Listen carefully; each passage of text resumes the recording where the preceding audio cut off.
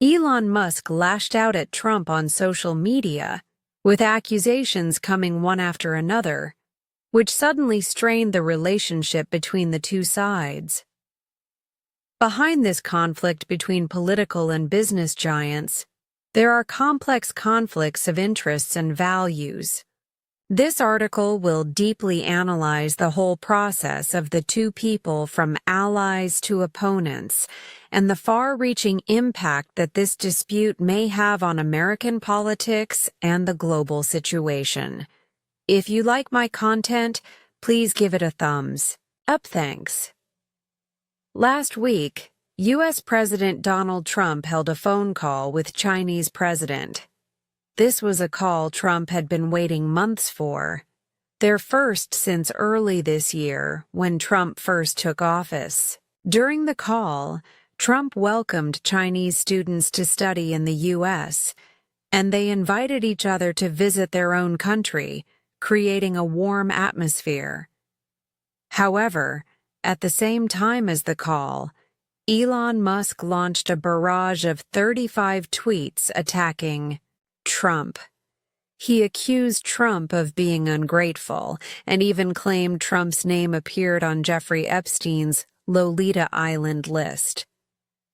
This deeply upset Trump, who fired back calling Musk a little crazy and suggested he might be overdosing on drugs.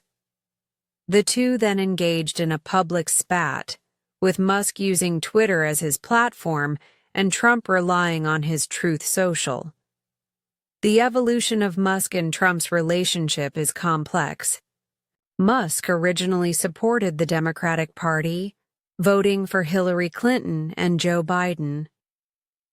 Around 2022, he began shifting towards the Republicans, largely due to dissatisfaction with the Democrats' political correctness and what he saw as excessive market regulation that hindered Tesla's factory projects and SpaceX's Starship program. He also felt Democratic policies negatively impacted his family, including his son's gender transition and his business. In early 2022, Musk did not think highly of Trump, suggesting he should retire. However, after Trump became a Republican, hero following an incident where his ear was partially injured at a campaign event, Musk began fully supporting him. He reportedly donated $270 million to Trump's super PAC and campaigned vigorously in swing states, even hosting daily million-dollar giveaways, which later drew accusations of violating U.S. election laws. On election night, Musk watched the vote count at Trump's Mar-a-Lago estate, cementing their close relationship. Media speculated Musk might get a government position under a Trump administration. After Trump took office, he appointed Musk as the Minister of Government Efficiency, a role Musk proposed himself, claiming he could cut government spending by $2 trillion, later adjusted to $1 trillion. Musk was highly influential, living in the White House's Lincoln bedroom, often flying with Trump on Air Force One, and meeting foreign leaders like the Indian Prime Minister. He was considered second only to the vice president in power. But cracks soon appeared.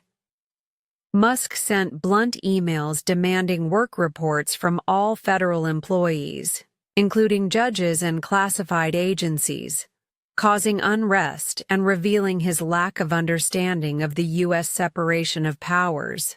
Although some cabinet members objected, Trump initially stood by Musk, even showcasing a red Tesla on the White House lawn to promote him. Major conflicts followed. Musk disbanded the U.S. International Development Agency, provoking widespread protests and lowering his popularity. He was seen by Republicans as a political liability, He clashed fiercely with Peter Navarro, the architect of the tariff war. Musk called Navarro dumb as a brick, while Navarro dismissed Musk as just a car assembler. Musk, a staunch free trade advocate with Tesla factories worldwide, saw tariffs as devastating to his business and opposed the trade war. U.S. Trade Representative Besant also opposed tariffs and sided with Musk against Navarro. Eventually, tariffs were rolled back, and Navarro faded from power. Later, Musk clashed with Besant after Navarro's departure. They disagreed over nominees for IRS commissioner, with Trump choosing Besant's pick instead of Musk's. Besant mocked Musk for failing to deliver promised government spending cuts, achieving only $1.9 million in savings. This enraged Musk, leading to a physical altercation at the White House, reported by the New York Times. Trump considered Musk's behavior excessive and damaging to cabinet decorum. Musk's tenure ended on May 30, 2024. Though he wanted to stay, Trump declined, hosting a farewell party awarding Musk a symbolic golden key and calling him a presidential advisor, a title with no real power. Musk's expression at the event suggested simmering anger, confirming their estrangement. Musk then nominated billionaire Jared Isaacman as NASA administrator. Isaacman, an aerospace enthusiast who chartered Musk's Dragon spacecraft for private space flights, supported Musk's Mars and Moon exploration plans. Musk was frustrated with NASA's conservative approach and hoped Isaacman would greenlight his projects. However, on June 1st, Trump canceled Isaacman's nomination, possibly due to his prior donations to Democrats or fear Musk might hijack U.S. space policy. This was a major blow to Musk, threatening lucrative NASA contracts and marking the final straw in their falling out. Afterward, Musk launched full-scale attacks on the U.S. government, especially opposing Trump's Build America Act. The act proposed tax cuts favoring the wealthy, increased spending on defense, drones, missiles, border walls, and AI, and eliminated electric vehicle subsidies, which were originally set to end in 2032, but were accelerated to 2025. Used EV tax credits were also canceled. Musk opposed the bill primarily because it would massively increase government debt, contradicting his mission to reduce spending, and because the subsidy cuts would severely hurt Tesla. On June 3rd, Musk called the bill flawed and very stupid. 2 days later, following the Trump she-call, Musk intensified his attacks, accusing Trump of being ungrateful and lying about prior knowledge of the EV subsidy cuts. Most explosively, he accused Trump of being on Epstein's Lolita Island list and demanded its release.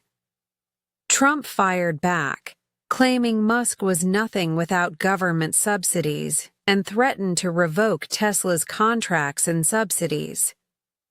Musk threatened to retire the Dragon spacecraft, but later deleted those tweets.